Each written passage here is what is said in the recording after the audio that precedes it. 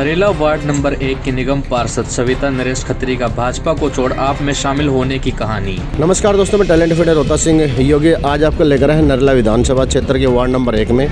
और आज हमारे साथ में है निगम पार्षद सविता नरेश खत्री जी, जिनका आज जन्मदिन भी है। हम उनको सबसे पहले तो टैलेंट मीडिया परिवार की तरफ से आपको जन्मदिन की हार्दिक शुभकामनाएं। और उसके साथ साथ हम बात भी करेंगे क्योंकि अब निगम चुनाव आ चुके हैं और उन्होंने जो बीजेपी के संबल पर चुनाव लड़कर जीत हासिल की थी और उसके बाद आज बीजेपी को छोड़कर वो आम आदमी पार्टी में शामिल हुए हैं। क्या कारण रहे, क्या विचारधाराओं में किसी चीज़ की कमी नज़र आई, उन चीज़ों पर भी बात करेंगे।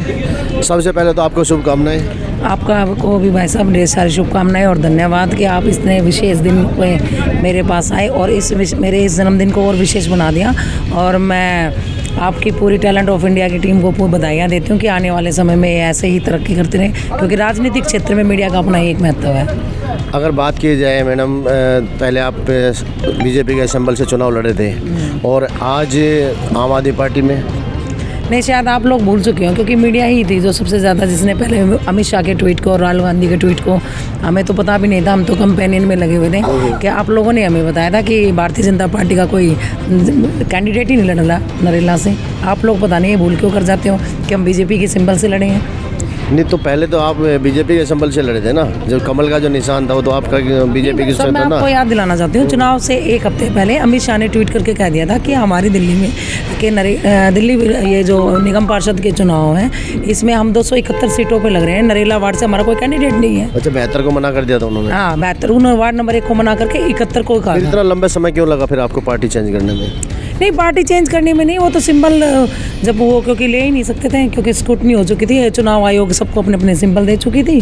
उसमें जिस सिंबल से हम लड़े चुनाव, और मैं तो ये कहूँगी चुनाव हम नहीं लड़े, फिर तो नरेला की जनता लड़ी थी और नरेला की जनता ने पूरा आशीर्वाद दिया मुझ पर, अपना विश्वास जताया। तो फिर अब क्या आम आदमी पार्टी से तैयारी चल रही है? बिल्कुल, अब आम आदमी पार्टी से तैयारी चल रही है, क्योंकि जब आदमी इंडिपेंडेंट रहता तो उसे एक ना एक तो घर पकड़ना ही पड़ता है। ऐसा क्या कारण रहा है कि आपने बीजेपी को छोड़कर आम आदमी को जो है, क्या विचारधाराओं में क्या कमियां नजर आई आपको? विचारधाराओं में कमियां नहीं आई। देखो, जब आदमी किसी भी क्षेत्र में बढ़ता है तो उसको अपना स्कोप चाहिए, अपने काम करने के लिए जगह चाहिए, स्पेस चाहिए। वो स्पेस शायद भारतीय जनता पार्टी अपने नए नेताओं को देना नहीं चाहती। आप खुद देख सकते हो कि जिस तरह से उत्तरी दिल्ली निगम में नए चेहरे, नई उमंग, नई उड़ान के साथ आए थे, तो आज उन सबको दरकिनार करते हुए ना तो कोई एक अच्छी स्कीम वो ला चुके, ना कोई बजट ला चुके, ना कोई फंड ला चुके, ना किसी क्षेत्र में ऐसा कोई काम कर निगम के जिसको नई उपलब्धि दिलाई।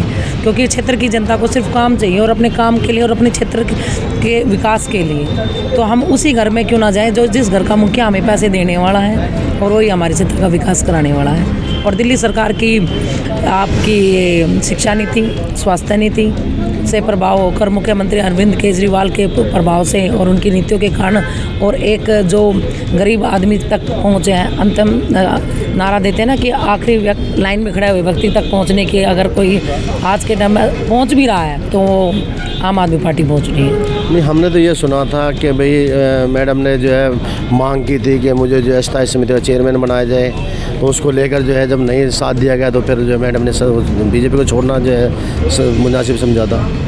नहीं, स्थायी समिति का चेयरमैन बनाने की तो कोई बात ही नहीं है। वो तो देखो, जब आदमी में गट्स होते हैं तो वो कुछ ना कुछ तो चाहेगा है। लेकिन ऐसी मेरी किसी से कोई बात नहीं है कि मुझे स्थायी समिति का चेयरमैन बनाया जाए। मेरी अपना ही वोट थी और मैं इंडिपेंडेंट होकर मैंने जो कैंडिडेट अच्छा लगा उसको अपने वोट किए। तो अब आपको क्षेत्र की जनता किस तरह से विश्वास मिल रहा है? क्षेत्र की जनता का पूरा विश्वास हो रहा है। जब जिस समय हम चुनाव जीते और क्षेत्र की जनता ने ही चुनाव लड़ा, मैं तो ये कहूँगी, मैं तो सिर्फ भाग के हाथ जोड़ के भागने वाली थी, ये हाथ जोड़ती जा ही रही थी। लेकिन क्षेत्र की जनता ने पीछे से बहुत चुनाव लड़ा है मेरे लिए, बहुत संघर्ष किया है और उस क्षेत्र की जनता का विश्वास हम पर पूरा है। और जो कर्जा उन्होंने हमें इस सीट पर बैठाकर, छोटी सी उम्र पर इतने बड़े दायित्व पर बैठाया, उसके लिए मैं उनका दिल की गहराइयों से और आभार प्रकट करती हूँ। और उसका कर्जा हमने अपने क्षेत्र में विकास कार्य करके चुकाने की कोशिश ज़रूर की है, लेकिन वो सारा ज़िंदगी भर चुकाया नहीं जा सकता। तो अब आप क्या कहेंगे क्षेत्र की जनता को? क्षेत्र की जनता से मैं यही कहना चाहूँगी कि मैं आज भी आपकी वही सविता खत्री हूँ, वही आपकी भाभी, वही किसी की बेटी और किसी की बहू हूँ। आने वाले समय में अगर पार्टी मुझ पर विश्वास जताती है तो क्षेत्रवासियों की जनता से हाथ जोड़कर यही अपील है कि एक बार मुझे फिर से विश्वास जताएं और हमारे क्षेत्र में जो विकास किया है और विकास हो रहा है उसमें आते वक्त और भी इससे बड़ा लहर लेके आएंगे। चलिए, बहुत बढ़िया बात है। अभी सविता नरेश खत्री जी जिस तरह से हमने जो भी सवाल किए उन्होंने बेबाकी से सारे जवाब दिए हैं, और अभी और कोई नेता अगर हमें मिलता था हम उसी तरह से बेबाकी से हमसे जो है सवालों का जवाब करेंगे, और आपका राजनीतिक क्षेत्र इसी तरह चमकता रहे, हम यही आपका कामना करते हैं भगवान गोरखनाथ जी से, और आप इसी तरह से तरक्की करते रहें और क्षेत्र की जनता की सेवा करते रहें। आपका बहुत बहुत धन्यवाद। धन्यवाद।